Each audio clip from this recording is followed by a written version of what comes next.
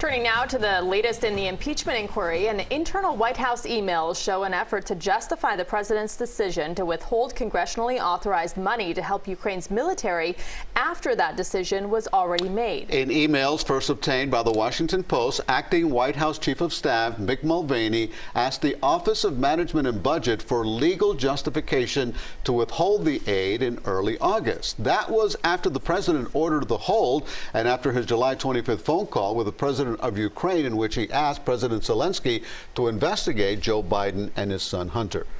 For more on the impeachment inquiry, we're joined by Dr. Charles Zelden. He's a professor in the Department of History and Political Science at Nova Southeastern University.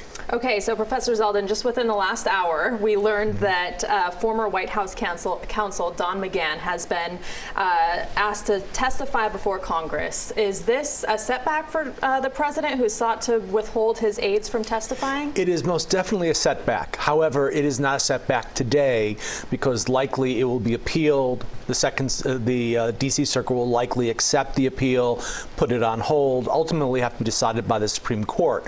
But what it lays out is a very clear argument that the idea that the president can immunize all of his men, all of his senior advisors from any questioning by Congress is simply not constitutional, not appropriate, not legal. All right, when we left the impeachment inquiry by the House committee, it's the Intelligence Committee. Yes. Okay. We left it at Democrats apparently made their case, but they haven't swayed any Republicans, and we're waiting for a report. But now we're hearing about this fellow Lev Parnas, who's an associate of Rudy Giuliani, who may have some new information and who may be willing to cooperate. Do you see that having an impact here? Yes, it will have an impact. Will it be the ultimate impact? No. We use the phrase smoking gun. That comes from Watergate. The thing about Watergate is there was one big smoking gun that came months and months after the hearing started, and it just shook everybody. The problem with the Trump issue is that it's like there's a smoking gun every day. New things come out that in a more traditional political environment would be the death knell of a president. But with so many things happening, people are kind of fatigued. And so what would have been a smoking gun is now simply another source of smoke. Another Monday?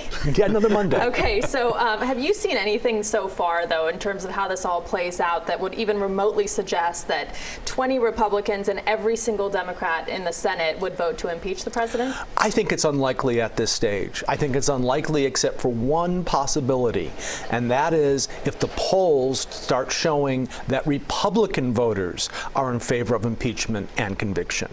The minute that changes, the minute we start seeing that Republicans are moving away from the president, then I think there's a really good chance that the Senate might vote to convict. Otherwise, not a chance. Yeah, we follow you. What did the testimony that you heard last week from the State Department professionals, what did it tell you about the state of our democracy? Well, it said that actually pretty good things, although it did show that how dangerous the situation that we're dealing with now is.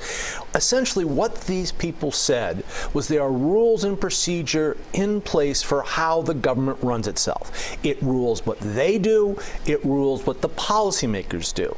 Now, the president is correct. He is in charge of policy. He can change policy.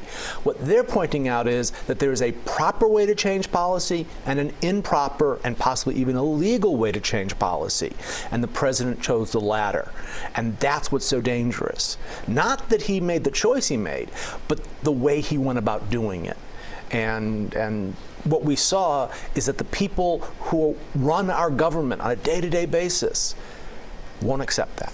But do you think the testimony of all of those people changes anything in the American discourse or the beliefs that are held by each side, Republican and Democrat? I think it strengthened the views of those at the extremes. Those who very much believe the president is dirty, boy, did that strengthen it. Those who really support the president didn't sway them at all. But there is a percentage in the middle, people who have a position, but they're not really set on it. And those are the ones who this sort of testimony can have an impact on. Just how much, however, we don't know yet, and we may not know until the 2020 election. Okay, Dr. Charles Zelden, thank you very much for your perspective. My pleasure. Appreciate it.